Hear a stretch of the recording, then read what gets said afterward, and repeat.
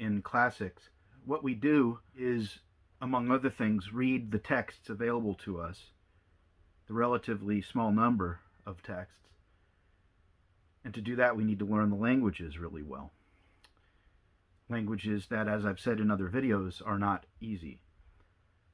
And so there are things that you find by looking closely at language that you don't find if you don't go deeply into the words you read. And that skill of reading closely, that study of philology, the love of words, the love of logoi, and again, I already mentioned that logos is an important word and corresponding concept in ancient Greece. So I'll get into that in a future video, but for now, what I want to talk about is what the philologist does. There are various aspects to what it means to read a text closely, and one of, if not the most important aspects of graduate level work in classics is to learn various ways to hone in on texts and tease meaning from them. Today I was reading a poem by Hölderlin, a German romantic poet, the most important one, I would say. And there was a passage that I thought might interest you as a viewer of this channel, despite it being called Greece and Rome and focusing almost exclusively on things having to do with the Greeks and the Romans. This is a German poem, it's true, but I want to show you an example of what a philologist will do to, and not just a philologist, but also a translator, or even a poet in one's own right, who benefits in one's own work from the works of others. So let me get this passage, and I mean I could just do that and show you, but that's not as good as if I were to put the passage up for you to look at. The part I want to focus on is the part right below the highlighted part.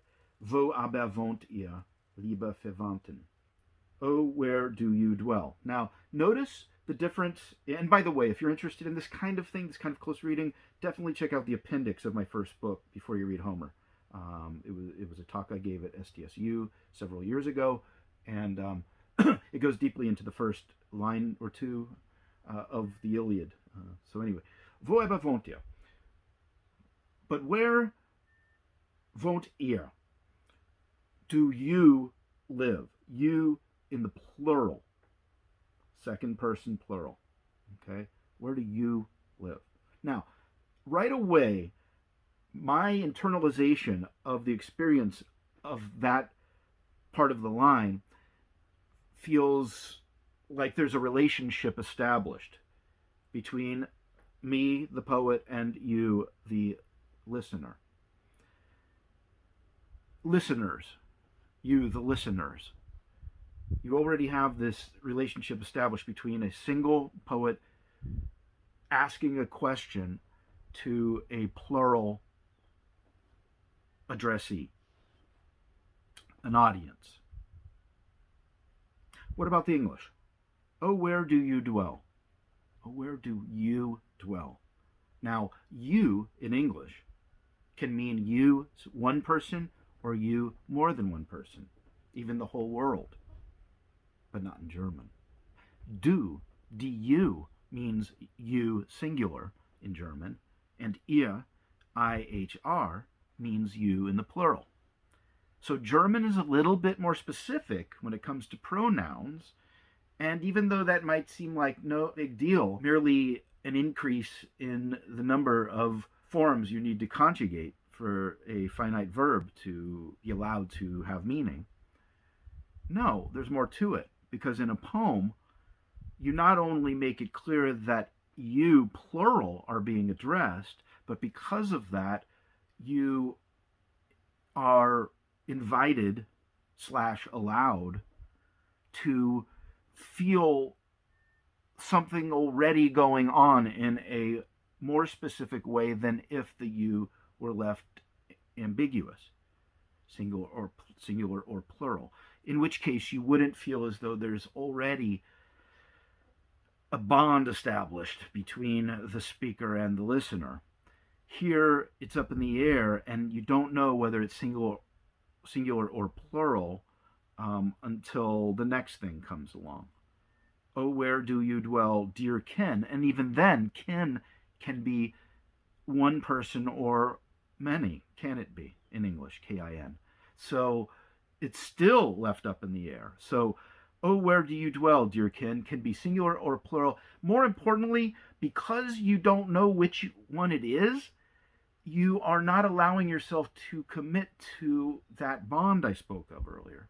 And so it's because there's that extra pronoun that is more specific than the English counterpart, that, at least on a typological level, a counterpart, that you have to wait until the next line to know how to allow yourself to feel about whatever relationship may or may not come about in a way that in the original German you're already on board with it. A minor example, yes, perhaps, but a good example of the kind of thing you look for when you compare translations with originals and get a better sense of what the original says by bouncing off of various translations. And in the future, I will engage in that kind of analysis for those who wish to follow along.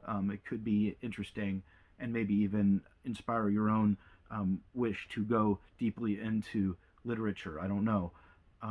But that's what I'll make some videos about in the future. It's fun stuff. I guess that's enough for now. I just wanted to share with you that sense I had of being benefited by looking at the original German here.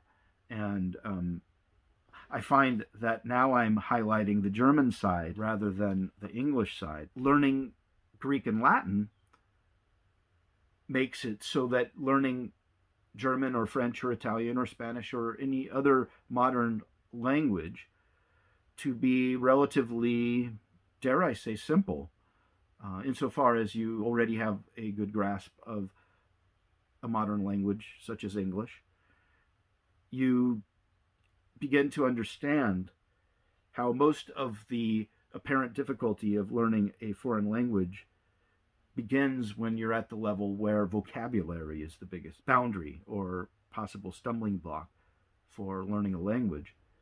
You come to realize that it's artificial to let yourself be mesmerized by vocabulary differences from one language to another, because when someone from a German-speaking country sees the word schöner, more beautiful, it has the same effect on a German-speaking person as more beautiful does on an English-speaking person, but there is a difference. So schöner is one word, and it has a certain phonetic combination of elements. And so do those two words, more beautiful, two different words. More precedes beautiful. It's not one word. Does that matter? Well, that's a kind of analysis you can get into as well. What sort of intrinsic difference there might be in how words mean what they do when there's one word versus two words, say. It could be worth looking into, but that's for a future video. For now, this is just sort of an intro to what philology can be. There are various aspects to it that are less microanalytical than what we did in this video, and I plan on doing in some future videos.